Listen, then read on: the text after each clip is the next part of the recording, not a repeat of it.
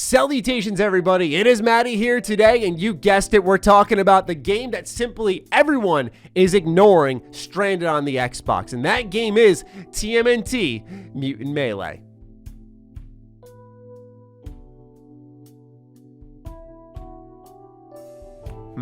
Okay, well, if it's not that, then Naruto Rise of a Ninja. That's gotta be it.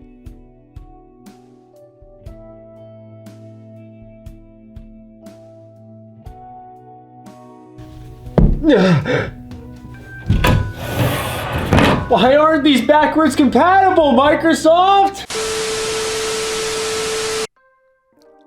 Okay, I've been caught. Yes, ladies and gentlemen, I am a RPG channel, so of course I'm highlighting 3 unsung heroes that are role-playing games on the Xbox family of systems. And they're stranded there, man. You can't access them on PC. They're just stuck on these systems, and I would love for more people to experience them, and especially with the awesome backwards compatibility, for the most part, aside from those 2 games, that Microsoft does offer, I figured these might be games that I could put on your radar, and that is simply the goal of this video. Now, RPGs on the Xbox 360 were always fascinating, because it was a guessing game on how many discs would come with the package. Let's start off with the more fascinating one, which is Lost Odyssey, which comes with not only 1, but 2, but 3, 4 discs. 4 discs for Lost Odyssey.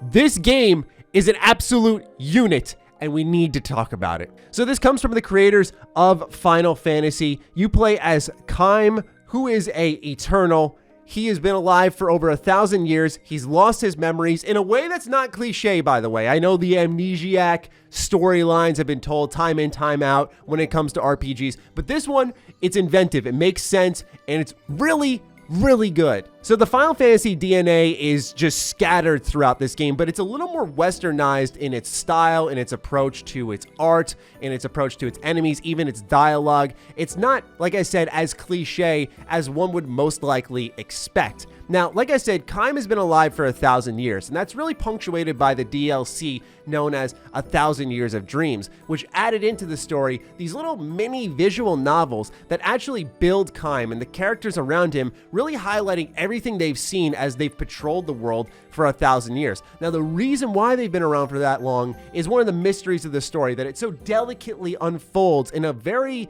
believable way. Like, everything about this game shocked me. I can't believe I let this fly off my radar for so stinking long. As for the combat, the way it works is there's a ring system. So you hold the right trigger as you're going in for a basic attack, and if you time it right, you can either get a perfect, a good, or a bad. Now, you'll do damage no matter what, which is the good aspect of it, but let's say you land a perfect, you'll do even more damage. And it sounds gimmicky, but it works. It really does. Now, there's also skills, spells, there's a whole timing thing on the bottom left corner of the screen, which will indicate to the player when they are going in the turn order. So, like I said, a lot of Final Fantasy in here. Furthermore, even more familiar elements are like equipping accessories, which as you complete battles, you'll earn SP, and that SP will unlock skills that you can then assign to your characters. You can also link your characters to other characters and learn their very skills. So every single like mob battle that's happening in the game actually has a purpose, because it's constantly progressing everyone in the group.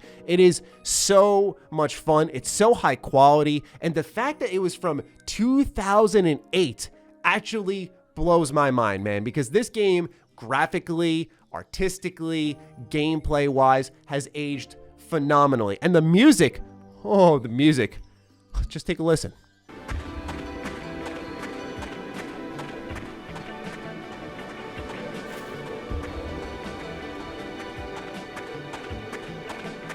Now, at the core of this story is the rising political tensions between Gotsa, Ura, Namara, the future of magic engines, and at the core of this universe is this new resource, we'll say, that is magic energy. Now, Kaim is intentionally detached from his past. He's a very edgy type of main protagonist, and I found this to be somewhat interesting because it would really tie into some of his battle lines, like him saying it's like taking candy from a baby. Like, hearing that in the opening moments of the game after you just watched an entire war transpire, I mean, here, just catch the vibe of Kaim. What a waste of time. Now, Lost Odyssey you can play via backwards compatibility on your Xbox One, but it's not on PC or anything like that. So if you got an Xbox, you're in luck. Next on our list, cuts the disc size in half. It's not 4 discs, it's 2. And that game is Infinite Undiscovery. Now this game comes from Square Enix. It is also exclusive to the Xbox 360. However, you can put this into your Xbox One and play it via backwards compatibility. Now, every great role-playing game, as we know, starts off in a dungeon. And of course, that's where Infinite Undiscovery starts its adventure. Now, there's loads of tutorials. It's slightly jarring with its silent cutscenes, and then sometimes they're fully voiced. Like, there's a lot of jank here, but there's something charming about this game that won me over. I think it's because you look at RPGs now and how far they've truly come, and then you look at one of these mid-tier RPGs like Infinite Undiscovery where it had to clearly make sacrifices. For example, in the open world, you can actually engage in combat whenever you want, and it plays a lot like a Tales of game.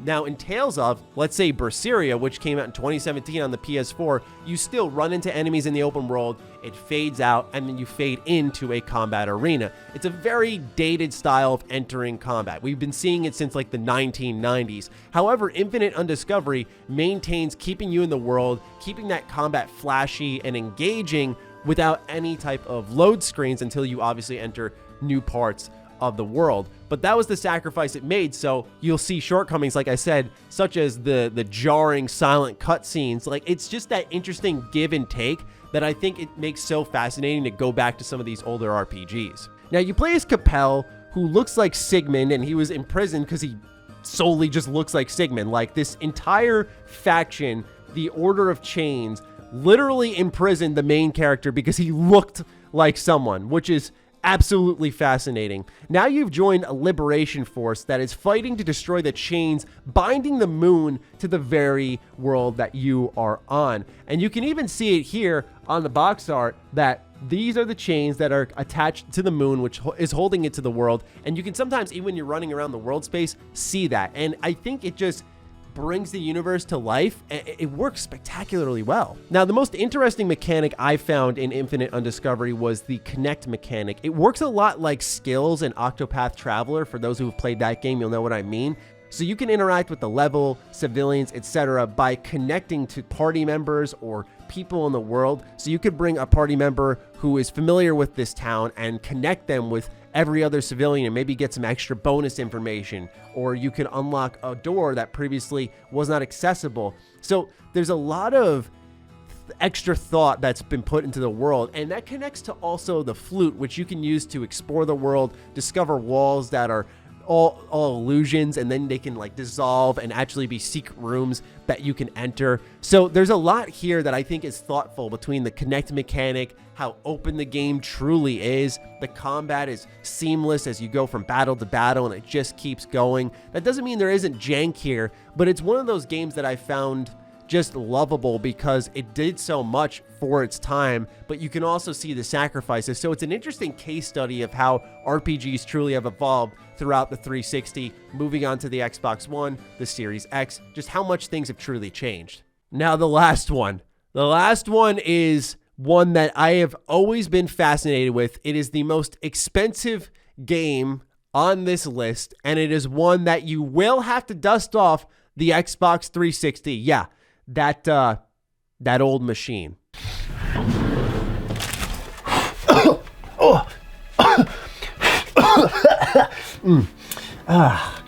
This ancient device here. We gotta pull this out. That game is Operation Darkness. So, put it this way. If you like werewolves, if you like vampires, if you like Valkyria Chronicles, and you like World War II, you like anime, this game takes all of that and puts it together. I probably will one day make an entirely dedicated video to Lost Odyssey and Operation Darkness. Infinite Undiscovery, I thought was an interesting case study, but these two games are so unique. Operation Darkness, though, this game, guys, is so wild. I don't even know where to begin. Like I said, it plays like Valkyria Chronicles, so for those of you who aren't familiar with that, it is a strategy game where you'll navigate your soldiers across the battlefield. There's a degree of permadeath here, but like I said, combining anime, World War II, and then these fantasy elements like magic and vampires, and it's just like, what is happening here?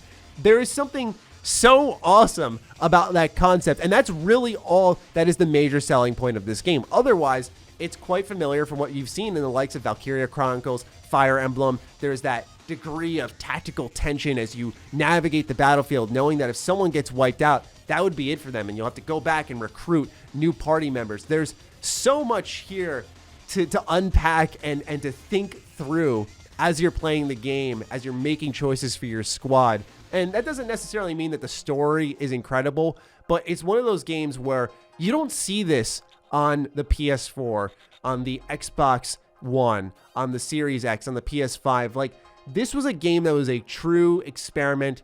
It's a cult classic now. It's $55 to $70 online. Like, it's hard to come by. It was short printed. It's an Atlas game. Usually, if you see Atlas on the cover and you're interested in it, buy it on launch because it'll become more expensive after launch, as is the case with this game. Very few Xbox 360 games retain their value complete in box. This happens to be one of them, and the only way to play it is on the Xbox 360. Microsoft has yet to release any type of support on the Xbox One for this game. I understand why, because it probably didn't sell many copies at all.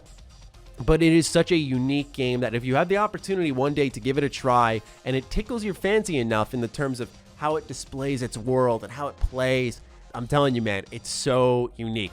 It's so unique, even though it's familiar in some of its mechanics. It's just that universe that really, I think, won me over. Otherwise, there are some frustrating aspects, like if the main character dies, if you're in the middle of combat, you just can't go revive him. The mission ends, so you got to be save scumming a lot. So there's little frustrating bits like that you'll have to keep in the back of your mind. But otherwise, ladies and gentlemen, these are 3 unsung heroes of the Xbox generation. I think these are games that you should absolutely give a try if you're able to. 2 of them are very accessible. Operation Darkness, I had to spotlight. I could not ignore this one. Obviously, 3 is a more attractive number 2. Who wants to hear about 2 games? You want to hear about 3. But really, ladies and gentlemen, these are games that I absolutely insist, especially Lost Odyssey. Out of everything on this list, Lost Odyssey feels like a game that was made recently. Like the way it plays, the way it explores, everything is aged well. It's a very finely crafted game. It's not super weeby JRPG. It's actually westernized in a lot of ways, and I think a lot of people would really appreciate it if giving it a chance. You can play it on your Series X, man. You can play it on your Series X. You can play it on your One. Play it anywhere, except off the Xbox systems, of course. So with that, ladies and gentlemen, I leave it in your hands. Do any of these games intrigue you? Have you played these games before? Go ahead and let me know in the comments down below. Other than that, ladies and gentlemen, I'm signing out. I hope you enjoyed this. You guys know me. I love spotlighting little niche games, and I'll talk to you guys later. Stay sexy, stay active. I love you all. Peace.